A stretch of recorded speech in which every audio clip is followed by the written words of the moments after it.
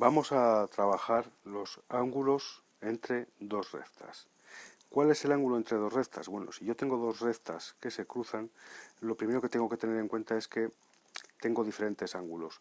De un lado tengo el ángulo alfa, ven que es este o este, y de otro lado tendría este ángulo, el beta, que sería el de arriba o bien el de abajo.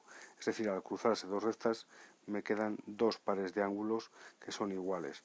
En principio, denominamos ángulo entre dos rectas al menor de los ángulos de alfa y beta que tenemos ahí. El menor, en este caso, sería este, ¿vale?, que determinan dos rectas al cruzarse. Y tenemos dos formas de calcular lo que vamos a ver a continuación.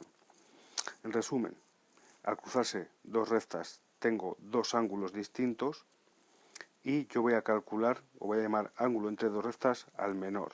Lo calculamos de una manera, podemos calcularlo a partir de los vectores directores o normales. Fijaos, en estas rectas, este y este son vectores directores. Son los vectores directores de la recta R y de la recta S. Con sus ángulos, claro, este es el ángulo que formarían entre ellos, ¿no? Pero si yo en vez de coger este vector U, cojo su perpendicular, que tenéis aquí, y si en vez de coger este otro vector, el US, el vector director de la recta S, cojo su perpendicular, que es este de aquí, como veis, el ángulo que forman los vectores en negro, que son vectores directores, y los vectores en naranja, que son los vectores normales, es decir, los perpendiculares, son el mismo. Por eso en realidad me da igual calcular el ángulo con uno o con otro, porque el resultado va a ser igual. ¿Y cómo lo calculamos? Para calcular el ángulo entre dos rectas, lo que vamos a hacer es calcular el ángulo entre sus vectores. Aquí tenéis el ángulo entre dos rectas, sacado aparte del ángulo entre dos vectores. Vamos a analizar esto poco a poco. El coseno de este ángulo, es decir, el coseno del ángulo que forman las rectas R y S, es equivalente al coseno del ángulo que forman sus vectores, ¿vale? Y eso lo sacamos con esta fórmula. El coseno del ángulo formado por estos dos vectores sería arriba el producto del primero por el segundo, ¿vale?, y abajo el producto de sus módulos. Repetimos, arriba ponemos el resultado de multiplicar el primero por el segundo y debajo el producto de sus módulos. Me va a quedar siempre un ángulo que va a estar entre 0 y 90 grados, porque yo voy a coger siempre el menor. ¿Podemos calcular esto también en función de sus vectores normales? Pues sí. Y es quizás incluso más sencillo. Esta es una ecuación en la forma general y yo de esta ecuación recuerdo que menos BA era el vector director, aquí lo tenéis, menos BA, pero si cogía directamente las componentes A y B tenía un vector normal. Entonces yo puedo utilizar esta fórmula con estos vectores normales y quedaría entonces algo así.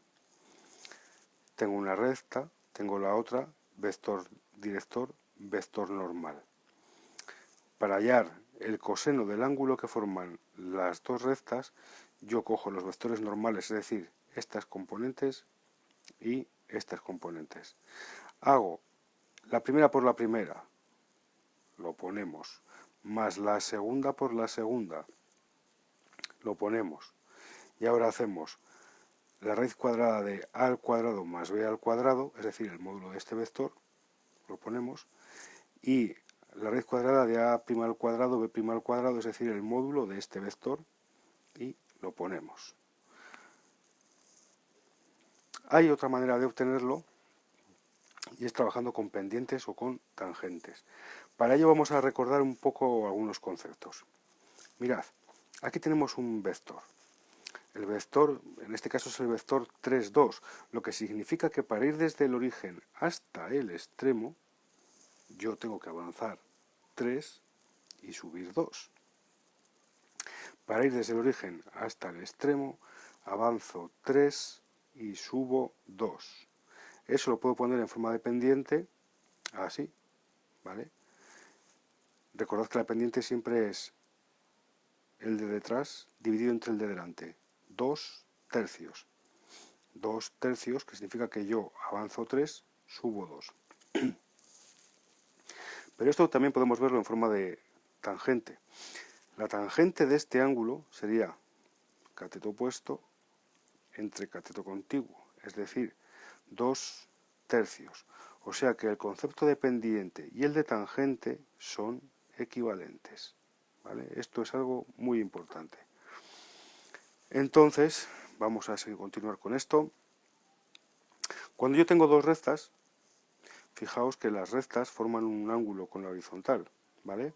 Esta recta forma este ángulo, esta otra recta forma este ángulo. Este es más grande. ¿Cuánto más grande? Bueno, pues si yo resto a este ángulo, le resto este otro, lo que me queda es cuánto más grande es el ángulo de esta primera recta, ¿vale? Entonces, ¿qué he hecho yo? Para calcular este ángulo alfa, le resto al ángulo de una el ángulo de la otra. Aquí ven, ¿vale? Ángulo 1, ángulo 2, los resto y lo que me queda es esta parte de aquí. ¿Cómo hacíamos para restar? Pues cuando teníamos que restar utilizábamos esta fórmula, ¿vale? La tangente de este ángulo, que va a ser igual a la tangente de la diferencia, ¿vale? Pues sería tangente del primero menos tangente del segundo, y debajo 1 más tangente del primero por el segundo, ¿vale? Yo tendría que obtener las tangentes o las medias, ¿vale? Perdón, o las pendientes para calcular esto.